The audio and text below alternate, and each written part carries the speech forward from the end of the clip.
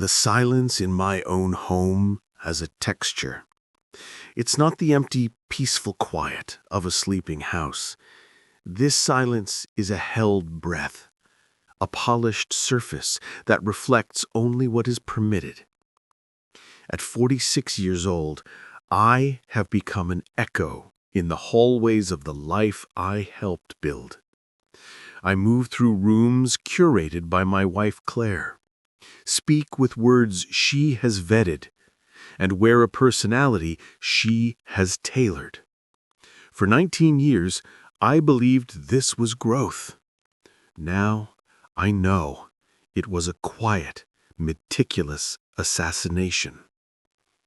It's 2:17 a.m., another night of lying rigid beside her, listening to the soft, even rhythm of her breathing.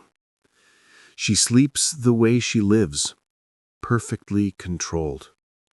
The digital numbers in my bedside clock are a silent accusation. Each minute I spend awake is a minute stolen from the reliable, calm man I'm supposed to be. The man she built.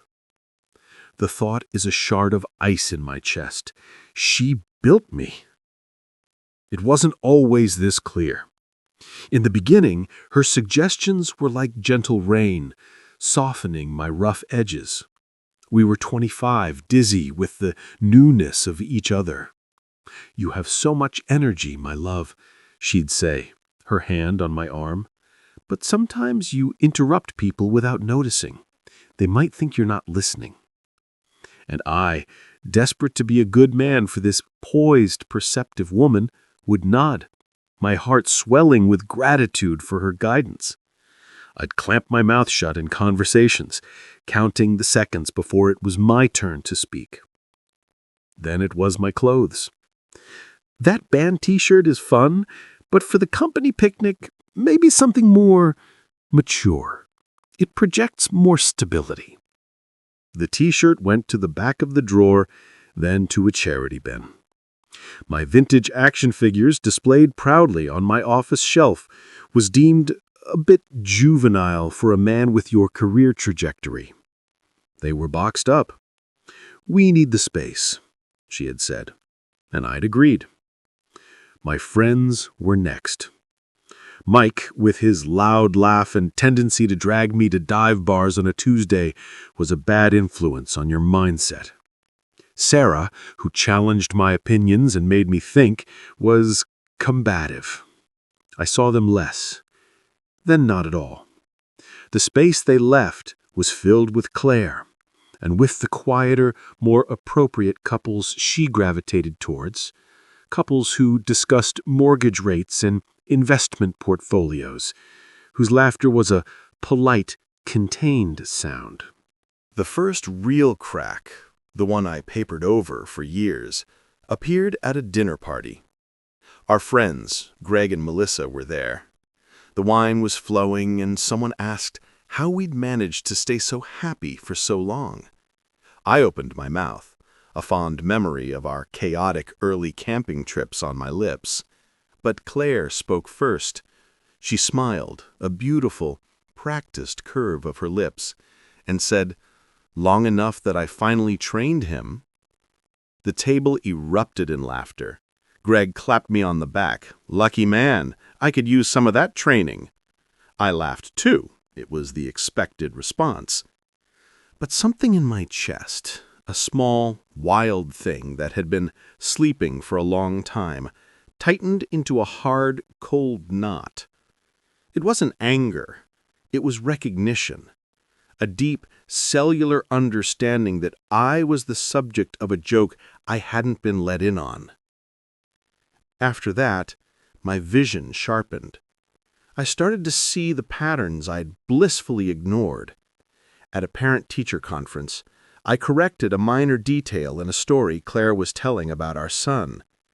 Later, in the car, she said softly, "You've been wrong about that story for years, my love. You just don't notice. Your memory for details like that has always been a little fuzzy." And I'd think, has it? I'd grasp for the memory, but it would slip away, obscured by the fog of her certainty. If I felt hurt by a comment she made, a subtle jab about my driving or my choice of a news source, my hurt was never the point. The point was my reaction. "You're so sensitive lately," she'd murmur, her brow furrowed with concern. "You didn't used to be like this. Is it stress? Maybe you should cut back on caffeine."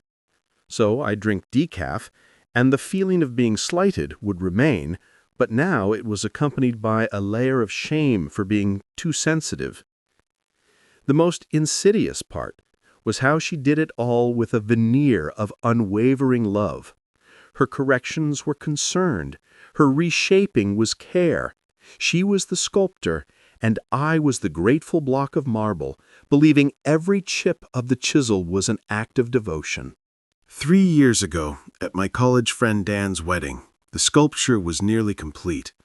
I hadn't seen Dan in 2 decades. He was a time capsule, still loud, still slapping backs, his tie already askew. He pulled me into a bear hug, and for 10 glorious minutes I felt a ghost of my old self stir. We talked about old times, stupid pranks, all-nighters. He looked at me, his smile fading just a fraction, and said, "You're different, man." Before I could ask what he meant, Claire was there, her hand slipping possessively through my arm. "Oh, yes," she said cheerfully, her voice cutting through the nostalgia like a scalpel. "I fixed him." The drive home was a tomb of silence.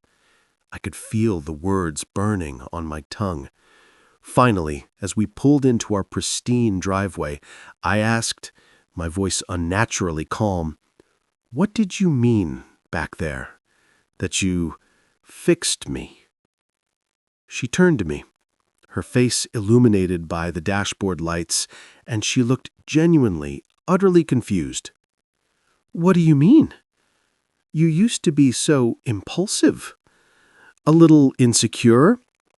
You'd get defensive so easily. I helped you become calmer, more confident, more grounded." She said it as if she were listing improvements to a home's plumbing. A cold dread seeped into me. "I didn't ever ask," I said, each word a struggle. "To be changed." She reached over and patted my knee, a gesture she might use on one of the children. "You didn't need to, my love. You needed it." You needed it. That sentence became the key that unlocked a door I never knew was there. I started to look back over the 19-year tapestry of our marriage and saw not a beautiful, interwoven design, but one single, relentless thread systematically unpicking all the others until only its own pattern remained. The full crushing weight of the realization didn't land, however, until last month. I was looking for a picture of our dog, Buster, who had passed away years ago, for my daughter's school project. She was feeling sentimental. I was scrolling through the ancient cloud storage, through thousands of photos, when I found it. A video. The timestamp was from 9 years ago.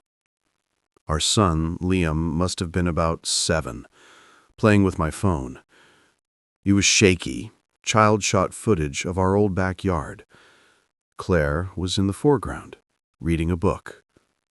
A slight disapproving frown on her face as she glanced up at the camera. But it was the figure in the background that stopped my heart. It was me. I was at the grill, wearing a faded, threadbare t-shirt for a band I hadn't listened to in a decade. I was telling a story to a friend, Mike, the one deemed a bad influence.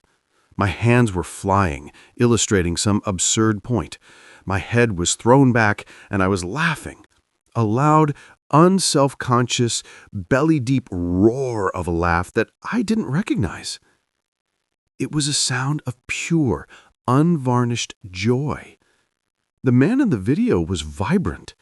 He was alive. He was fun. I watched it again and again.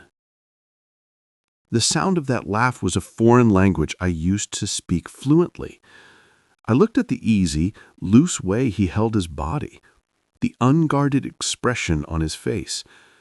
There was no calculation in his eyes, no constant internal monitor assessing his every word and gesture for approval.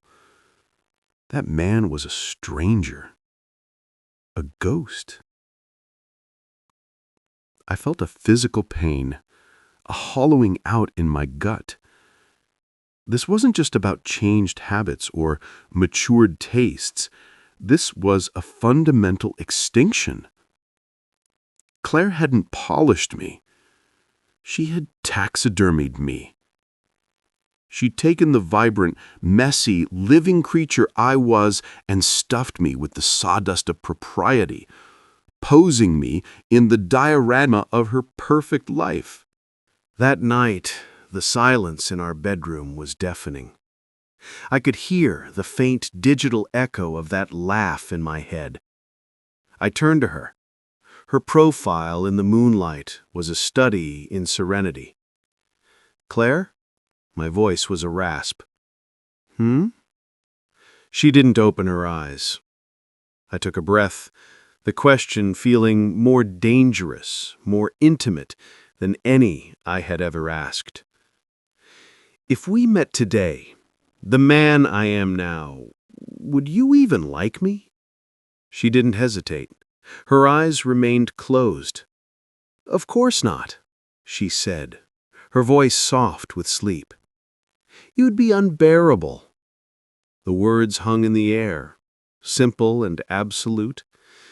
They weren't spoken with malice, but with the flat, unassailable certainty of someone stating that the sky is blue or that water is wet. To her, it was just a fact. The raw material of me was unbearable. The finished product, the one she had sanded and varnished, was tolerable, was lovable. For the first time in 19 years, I didn't feel corrected. I felt erased. The foundation of my entire adult life crumbled into dust in that single silent moment. The following weeks were a covert operation. I became a spy in my own home. Outwardly, I was the same reliable, calm husband. I discussed work. I attended the kids' soccer games. I made small talk with the approved couples. But inside, a different man was waking up, a furious, calculating man. I started listening, truly listening to Claire. I stopped hearing concern and started hearing programming. "You're not really a standing desk person. It seems too faddish for you. That new colleague you mentioned, the one who rides a motorcycle, he seems a bit reckless, probably not your kind of friend." Each comment was no longer a suggestion to be internalized, but a command to be dissected.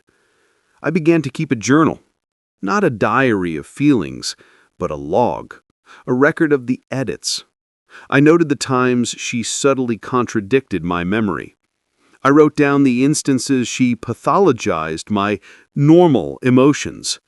I documented the slow, steady narrowing of my world. It was evidence. For whom? I didn't know. For me, perhaps? To prove I wasn't going insane?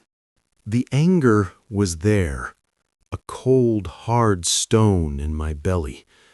But it was tempered by a terrifying grief. I was mourning myself. The man in the video was dead, and I was the only one who knew it, the only one at his funeral. Claire had loved a version of me, but it was the version she built. She was the architect, and I was the vacant lot she had developed. She had never loved the wild, overgrown field that was there before. The question that haunted my sleepless nights was no longer, "Does she love me?" It was, which parts of me were genuinely flawed and which parts were simply inconvenient to her design. My loud laugh? Inconvenient. My impulsive weekend trips? Inconvenient. My friends who didn't fit her social schema? Inconvenient. She hadn't fixed my flaws. She had amputated my limbs and told me I was more aerodynamic. Revenge, in the classic sense, felt pointless and messy.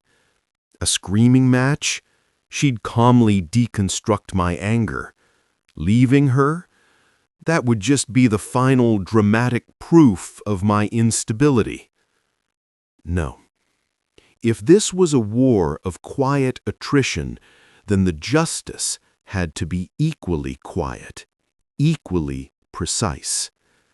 It had to be karmic. It had to be a mirror held up to her own creation, showing her the monster she had made. And then I realized the perfect weapon. It was the one thing she had systematically stripped from me: my voice. Not the calm, measured voice she approved of, but my real voice, the one from the video. My plan began to form not in a blaze of fury, but in the cold, clear light of absolute focus. I would not destroy her life. I would simply stop being her creation. I would reintroduce her to the raw material. I would become, piece by careful piece, the man she found unbearable. And I would do it so subtly, so plausibly, that she would have no way to stop it, without revealing the entire ugly machinery of her control. The karma would not be an event. It would be a process. The same slow, patient process she had used on me. I would give her a taste of her own medicine, and I would watch as the perfect life she had built began to crumble from the inside out, sabotaged by the very cornerstone she thought she had forever silenced, me. The first deployment was a minor skirmish. We were at a barbecue at Greg and Melissa's. The conversation turned to a recent divisive movie. The old me, the recent me, would have waited, gauged Claire's opinion, and then offered a mild, non-committal agreement. The new me saw an opening. "I loved it," I said, my voice a decibel louder than usual. Claire's head turned minutely towards me. "Really?" Greg said, surprised. "I heard the third act falls apart." "Does it?" I took a sip of my beer. "I thought it was the most honest part. It was messy and unresolved, like life." I felt, rather than saw, Claire's posture stiffen. She smoothly entered the conversation. "I think what he means is that the cinematography was bold, even if the narrative choices were, well, questionable." She was rephrasing, correcting, translating my messy opinion into her more palatable language. I didn't yield. I looked directly at Greg, ignoring her. "No, I meant what I said. I liked the messy ending. It felt real. Not everything needs to be tied up with a neat little bow." There was a beat of silence. Claire's smile was fixed. Later, in the car, she said, "You were a bit contrarian tonight." "Was I?" I said, feigning mild confusion. "I just stated my opinion. Isn't that what adults do?" She had no rebuttal. The rules of polite society, her own weapon, were being used against her. How could she argue against stating an opinion without sounding controlling? The next step was my wardrobe. One Saturday, I announced I was going to the mall. I need some new clothes. I can come with you. We can find you some nice new polo shirts. No need, I said cheerfully. I think I remember how to buy clothes. I came back with a pair of dark, well-fitted jeans, a step away from my usual chinos, and 2 T-shirts. Not band T-shirts, not yet, but soft, Henley-style shirts in colors she would call unnecessarily bold. A deep burgundy and a forest green. She looked at the bag, her nostrils flaring slightly. "Those are different, aren't they?" I said, smiling. I felt like a change. I started going for drives on Saturday afternoons. Just me, no destination. I'd roll down the windows and play music she hated, loud, guitar-driven rock from my youth. The first time I did it, I came back feeling exhilarated, the wind still tangled in my hair. "Where were you?" she asked, her voice tight. "I was just driving," I said, clearing my head. "You were gone for 2 hours." "Was I?" I said, my tone light. "I lost track of time. It was wonderful." I was reintroducing impulsivity. I was reclaiming unreliability. And each time I framed it not as rebellion, but as a simple personal choice, a harmless whim. She had no vocabulary to combat it. She couldn't say, "Stop choosing your own clothes," or "Stop enjoying solitary drives," without exposing the prison she'd built. The most dangerous frontier was friends. I knew reconnecting with Mike or Sarah would trigger a full-scale alarm. So I started smaller. I struck up a conversation with a guy named Leo at the gym. He was younger, covered in tattoos, and listened to music through headphones so loud I could hear the tinny thump of the bass. The old me would have avoided him. The new me asked him for a spot on the bench press. We started talking. He was a carpenter. He was funny, blunt, and had zero interest in my career or my house. He was a breath of fresh, uncurated air. After a few weeks, I mentioned him to Claire. "I've been talking to a guy at the gym, Leo. He's a carpenter. Interesting fellow."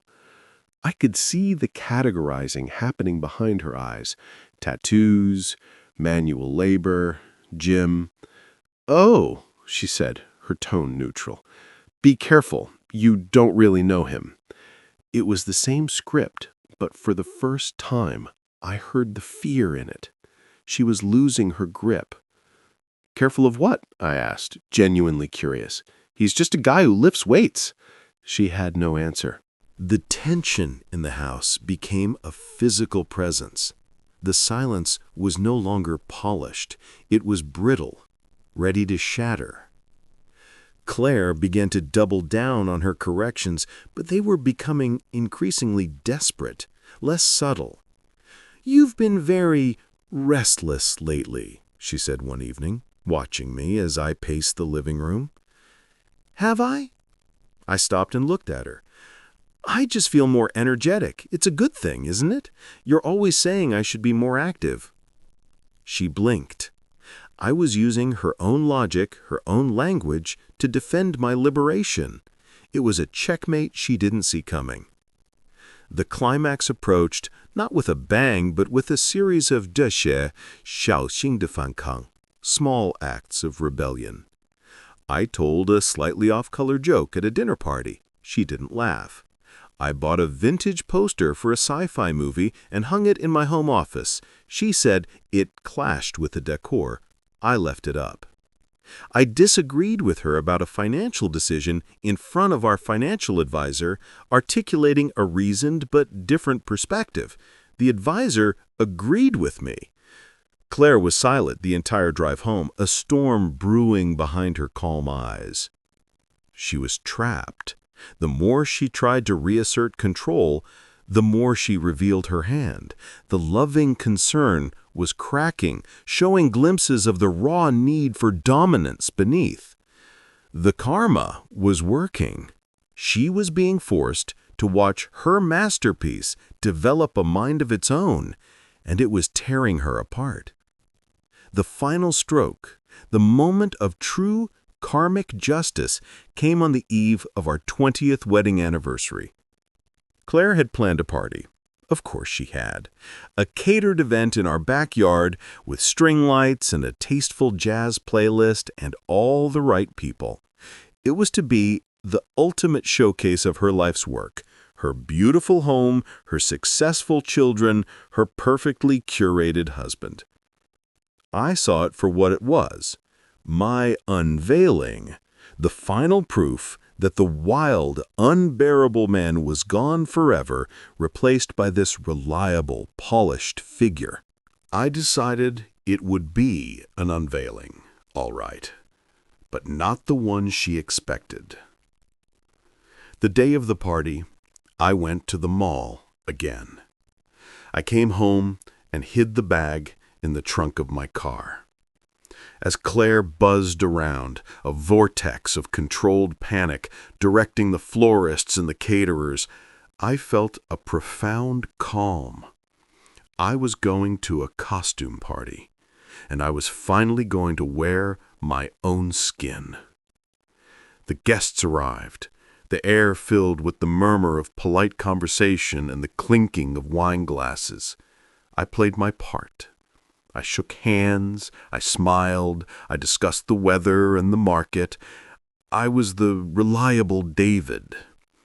Claire glided through the crowd, radiant, her arm often linked through mine, a living exhibit of her success.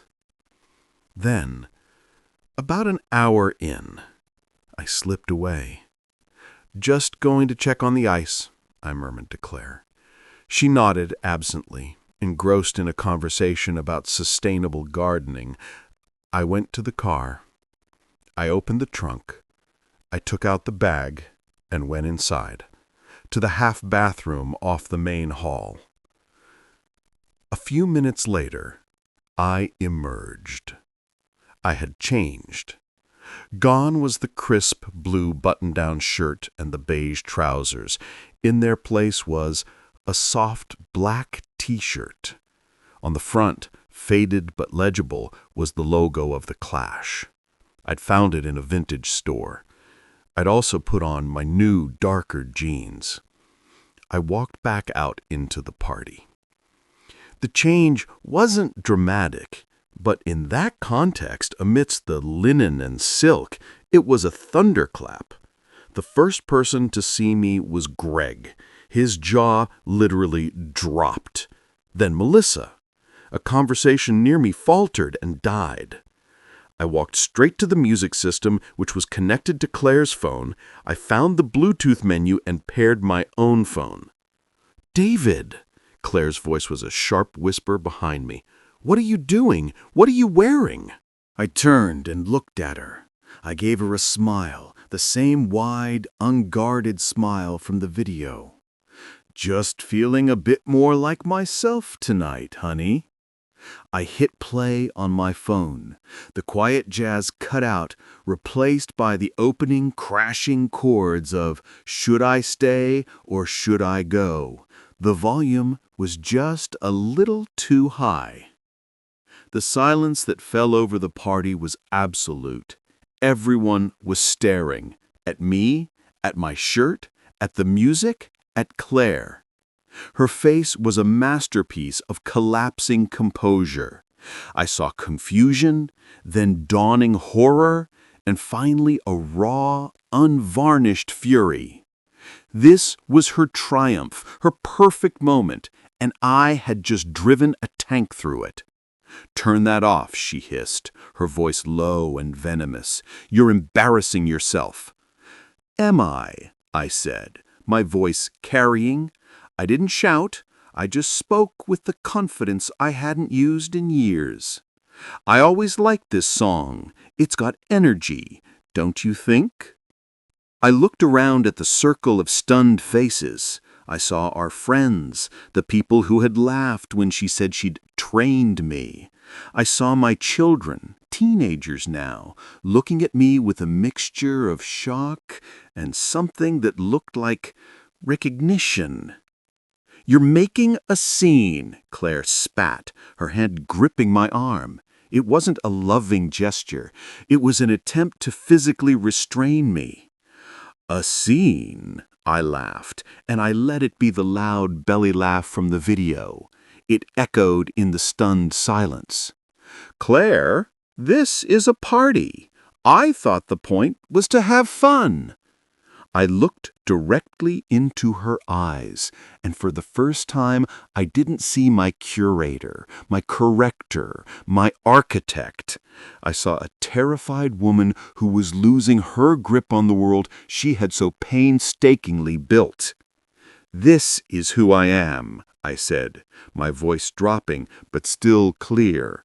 "The unbearable one, remember? You've been living with him for 20 years. You just haven't let him out in a while." The word unbearable hung in the air. I saw the guests exchange glances.